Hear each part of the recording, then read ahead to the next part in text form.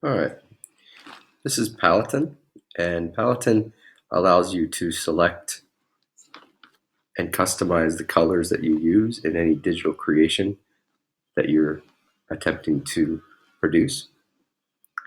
So it's fairly straightforward, but when using Paletton, you're going to be using and adjusting the base color, the hue, and the difference between the hues.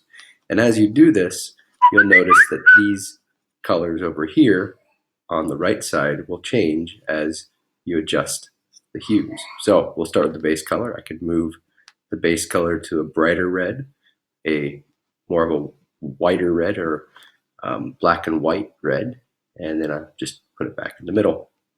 As I move this base color, you'll notice that down here the base RGB changes, and you can see that you get a 6-digit code. This 6-digit code is important because you can use this in any digital image creation program to access the color that you want. Now, as you do this, you'll notice that there is also a dot up here on the other sphere of the circle, and you can see I can adjust the hue of the color as well.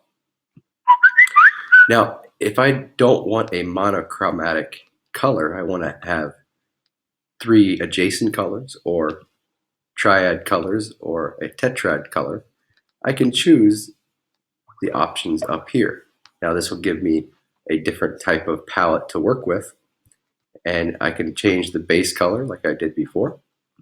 I can come up here and change the hue, and you'll notice now there's 3 dots and the hue gets changed with 1, and then I can adjust the distance of the hue and the other, and as I do so you can see my colors change here.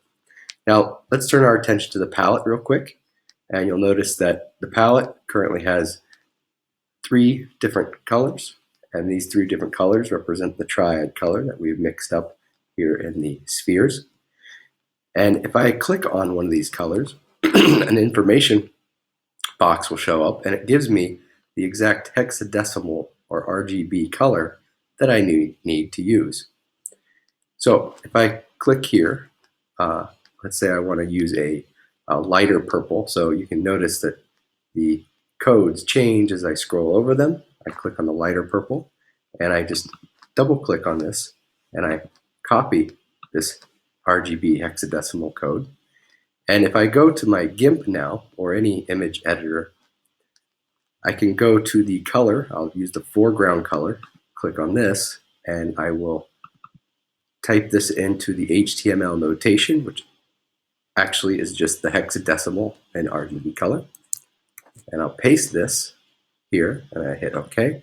And you'll notice it turns to the exact purple that I used or identified in my palette here.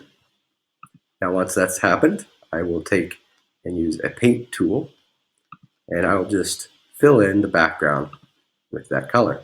And now I can use the palette to adjust my colors of my shapes and of the background as I create in GIMP.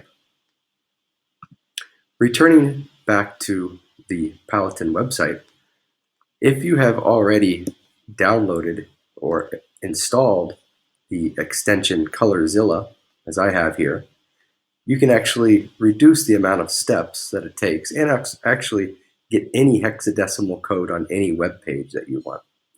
So for instance, if I want to get one of these colors without having to go through the process of copying the color down and so forth, I just simply click on the eyedropper tool, the ColorZilla. I hit pick color from page, and I can come down here and pick the color and click on it, and it will automatically copy it to my clipboard. I come back over to GIMP, and now I'll open up my foreground color. I'll paste it here. I might have to take out the hashtag there, and I hit OK. Now you'll notice it's turned to the tannish yellow. And again, I have my paint tool, and I change the color of the background like so.